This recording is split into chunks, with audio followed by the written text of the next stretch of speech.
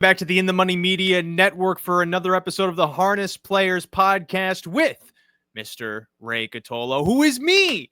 I'm just finding out, a guy who many people wonder why his hair grows out that long, and then all of a sudden you see the type of drobe that I wear day in, day out, and you finally realize, oh, he's going for Zen in the Art of Motorcycle Repair or something like that. Perfect book, by the way, to keep on your bookshelf for many years for the sole purpose of saying to yourself, I'm going to read it one day. And everyone comes over and you tell them, I keep meaning to get to it. And I swear when I get the time, I'm going to sit down and enjoy it. I believe that is why that book was written, because Lord knows I ain't ever hear anyone fix a motorcycle from reading that book.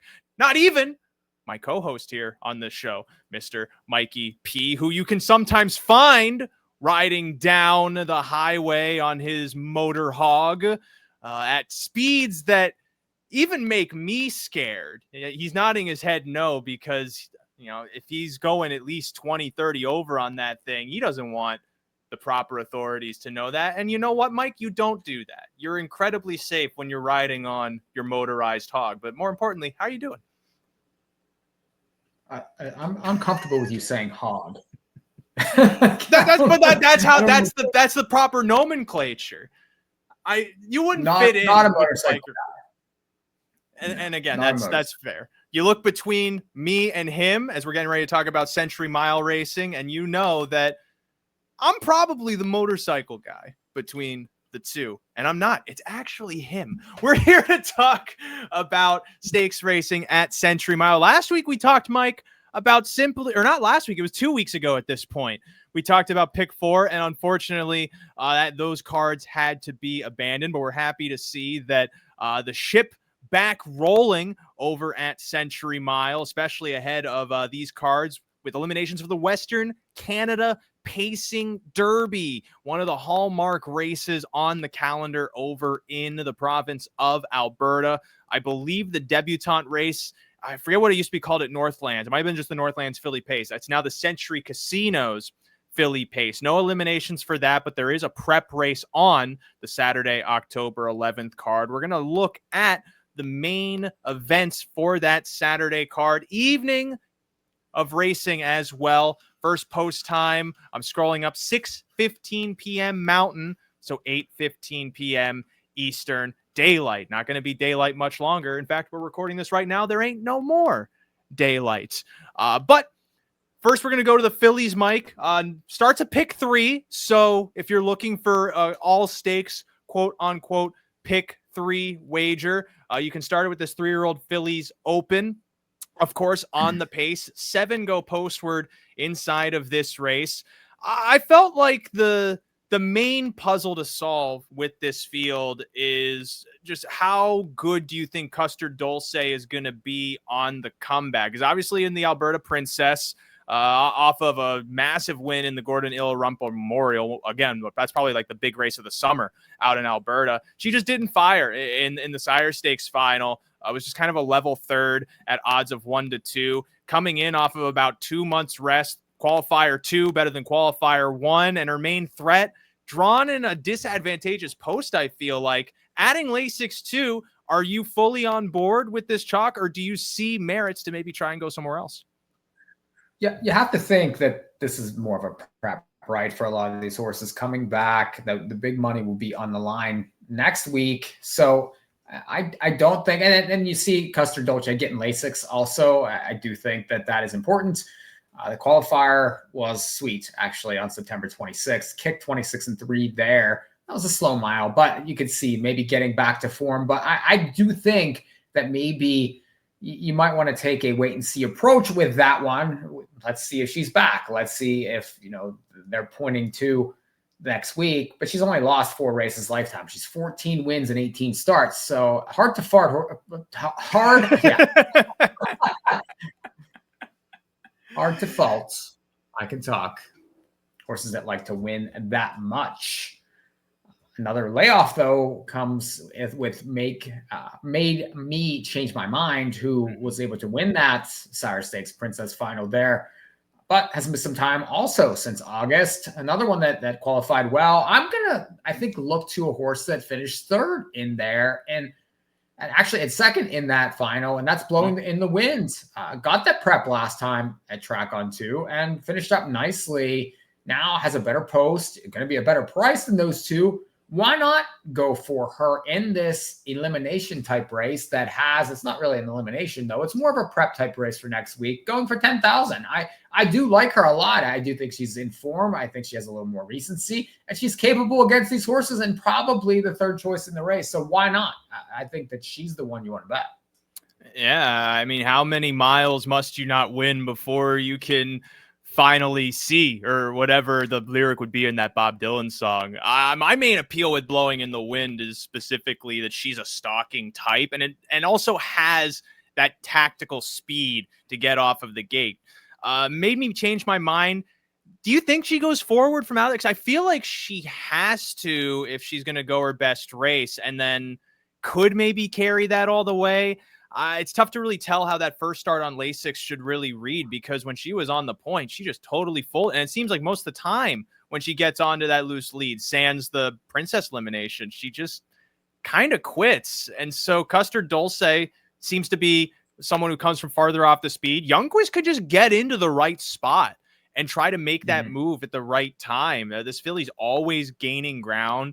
At the end of her miles, the 6-1 morning line, I think, is probably going to play here. I see all of the same appeals for her in this spot, especially again, just she's probably going to be an okay price here. Custer Dulce, even off of the losses, you think is what, at the highest 8-5 probably in this race? Yeah, I mean, look at those odds that she is. She's 1-9, 1-9, 1-2 in that final, even off a loss. She takes tons of money.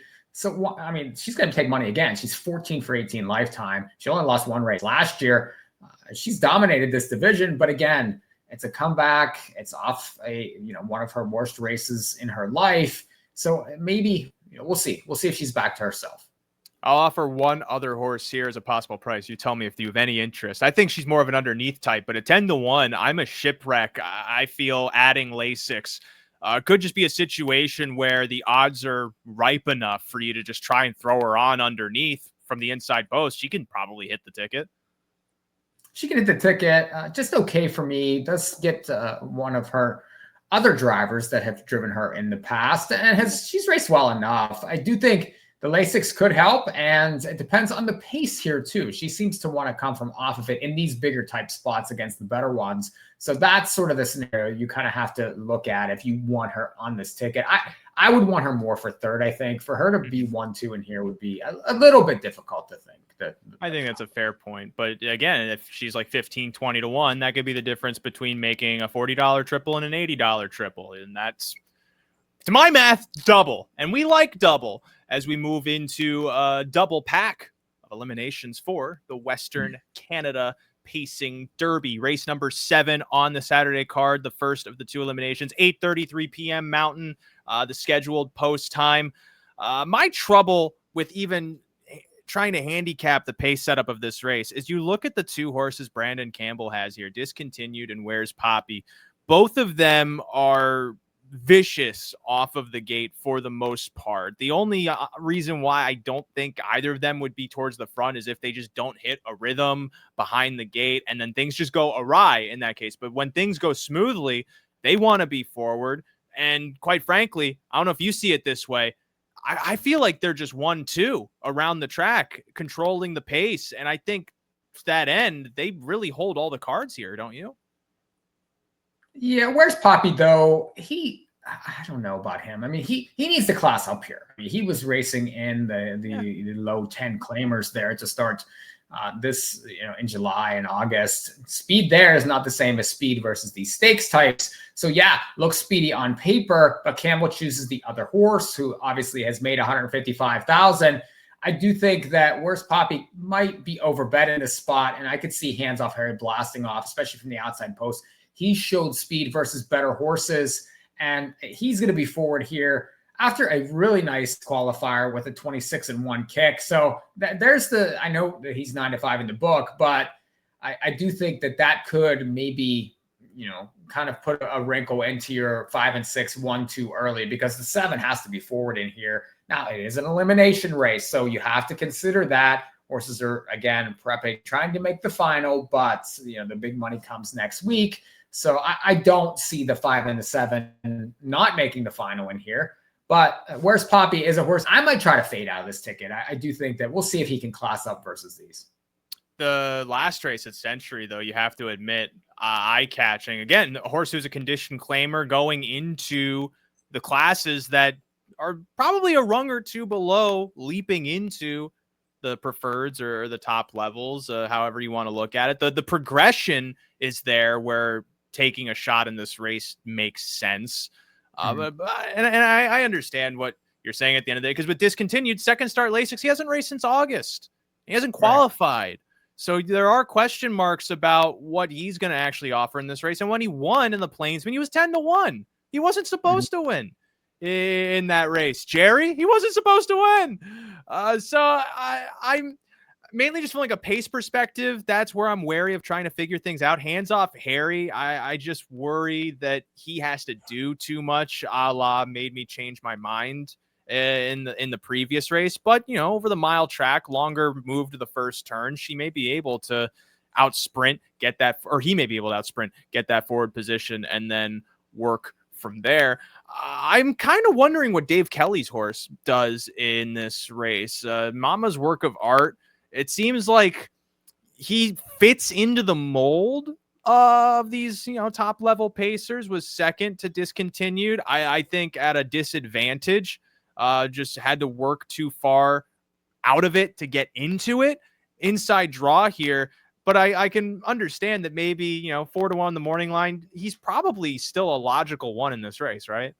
Well, I mean, he's made almost 120,000 this year. So he definitely fits with these horses. I mean, if you look at horses like the 3, the 4, I mean, they've made very little money in here. And they honestly, I don't even know what they're doing in the race, to be honest. I mean, they're here, but I mean, really, they're going to have to really improve to get anything in here versus these top ones. And again, as an elimination, this horse fits very well. I mean, last 4 times in the exacta, he's raced well in finals. He's got speed, and he's got speed at both ends. So I do think, and I think his finish and his kick is probably a little better than discontinued. I know that one beat this one last time, but Brandon Campbell makes a huge difference when driving. So we'll see. I do think you have to be a little leery of elimination races.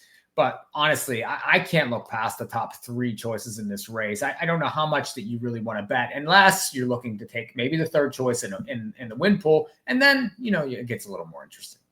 What about the angle then? And again, kind of how I threw that long shot in the last race. We followed Frazier all meet long. Rest in peace. May he find solace in there, wherever. But Rebecca Canick, you remember, we saw time and time again, she would get horses that would be not necessarily like trodden and out, but they'd be off the wagon. And she had a knack for getting them back in rhythm, back in stride, and doing good things. Obviously, moving out of a barn like Travis Ellis, high percentage guy, you have to wonder what better can she do that he couldn't. But do you even have any interest in Don't Shoot Luke adding Lasix back? Maybe just putting something together to be a live long shot underneath? Maybe if the horse can stay flat. The qualifier was better. You can't fault that with 28 and 1 kick, but certainly needs to get faster. It needs to stay flat, needs to prove it versus these types. Again, I don't know what he's doing in the race. Maybe they're seeing something. Maybe they figured something out in the mornings that this horse had a problem with. They were able to fix. And then all of a sudden he becomes very interesting. Well, and he was able to win at Century Downs back on July 23rd with a big sweeping move past the back half in, I think, like 57-1 to win. And you look at some of the other horses in this race, like Discontinued, kind of paces on par with that for home, whereas Poppy potentially similarly. So that there could be a kick there, and it's just a qualifier coming in.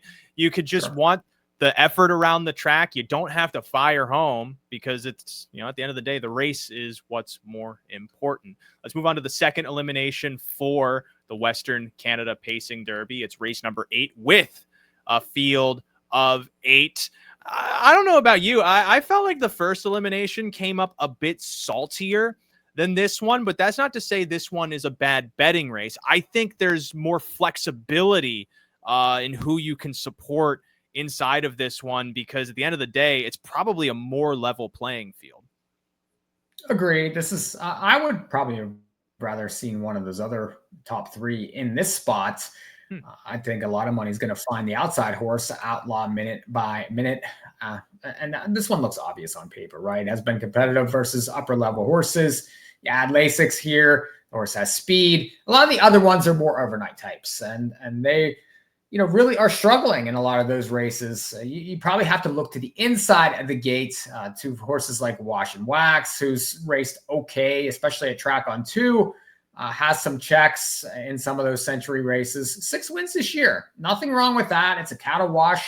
So this horse has breeding, has consistency, has recency over many of these. If you look, I mean, the 1, the 3 haven't raced for quite a while. The 8 hasn't been out, for a little bit also. Last raced on August the 23rd. I know you have a couple qualifiers there, but this horse is dancing some dances that the others aren't. So you get Lasix, you get an inside post, Kelly Hort sticks off that last mile. I don't mind that one. I think that you could, take a shot there with that one. I think the 3 has some merit also in the race, another overnight type with 4 wins this year. But a lot of money's going to find the 8 here for sure because of his class and his speed. But the layoff is a question. And again, it's another elimination race. And first-time Lasix, which just looking at his qualifiers, probably a sharp addition. I don't know that, 57 back half, again, that could be competitive. But from the 8 hole, this is a horse who really hasn't shown much gate speed. When he does, it's advantageous draws. I'm really spinning like a broken record with how much I'm against these outside posts over a larger track, which, again, could be the great equalizer when it comes to where you start on the gate. But I'm just also trying to be mindful of, these horses some of these aren't types who really can just thrust themselves over the top and they somewhat succumb to just wherever they land. The larger track kind of complements that. Outlaw Minute by Minute, I think, probably will find appeal and maybe could very well just power over the top. But I just see him having to go that kind of like off the pace swooping trip, and you have to wonder, what do like some of the more forward horses do? If he has to make up 10 lengths and you have a horse who has a good kick who only has to make up 5, that horse gets the jump. Doesn't matter how good you are, you lose. So Wash and Wax, I see appeal in that because of the inside draw. I feel like Hort can work into that snug spot up close.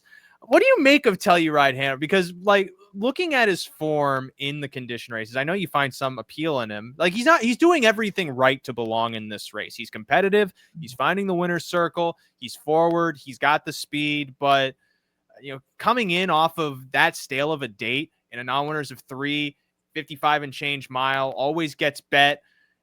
Does this read kind of like an inherent underlay no matter how he performs? Maybe, but he's been in fast races. If you look, I mean, that race 2 back, 52 and 2. He's been in some 53 miles. So he's been in faster races than some of the other ones. I do think, and if you look, I mean, he's in 10 races this year. He's 9 times 1, 2, 3. So it's very consistent. Underlay probably, but certainly not a horse that I would look past in this race, especially if you're against the 8, because really, where else are you going to go there? I mean, are you looking at the 4? I don't know. The 5? I mean, that one's similarly, laid up. The 1 horse is a little interesting to me. I'm a runner. Just raced in these stakes type spots in the past. You second time Lasix, broken equipment in that 1 final. You can excuse that totally. This is good connections also. I think Nathan Sobey, very, very sharp horseman. You get the inside draw. Has the prep with the qualifier, needs to class up a little, but compared to some of the other ones, he's not really that hard to use, especially in multis and in verticals. Yeah, I think that's a good point. If you want to zig, where exactly are you going to zag? And I don't know if Wash and Wax is going to be a better price at the end of the day than the 3. If he is, then he's inherently the value. But I just feel like Telluride Hanover, again, with those fast miles against the cheaper horses, it kind of makes sense that he's probably going to take money. And I don't know that that's necessarily, if I had to put $20 on the race, I don't know how excited I would be to go with Telluride versus Wash and Wax. And maybe it's also my bias from having watched a lot of provincial stakes racing from Alberta, but I always have an eye on Jamie Gray. Even if it's a horse that is not up to snuff with some of the others, terrific horseman, knows how to find spots, knows how to get horses ready for the right opportunities. Picking Rocks is 12-1. That's probably one of them at the end of the day. Maybe better for if you're looking to hit a try or a super, because the winner's circle, as now I am farting. The winner's circle is probably going to be found by either the 2, 3, or I'll even admit the 8.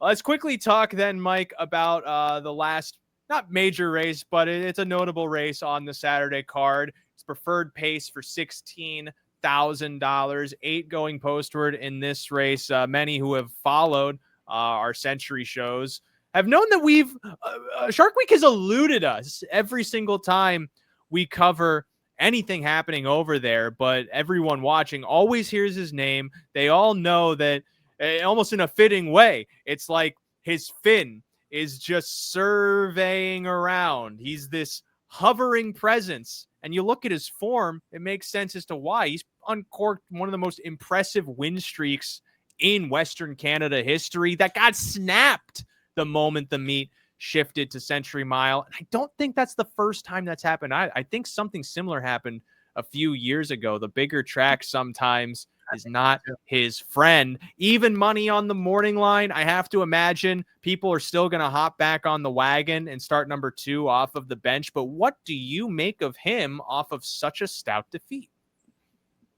Can you imagine winning 63 races out of 102 starts? I mean, that's true. This horse is unbelievable. Honestly, it's insane just how he continues to perform at the top level year after year. He doesn't lose many, but he comes off a race where he was 5th versus similar horses there on October the 4th.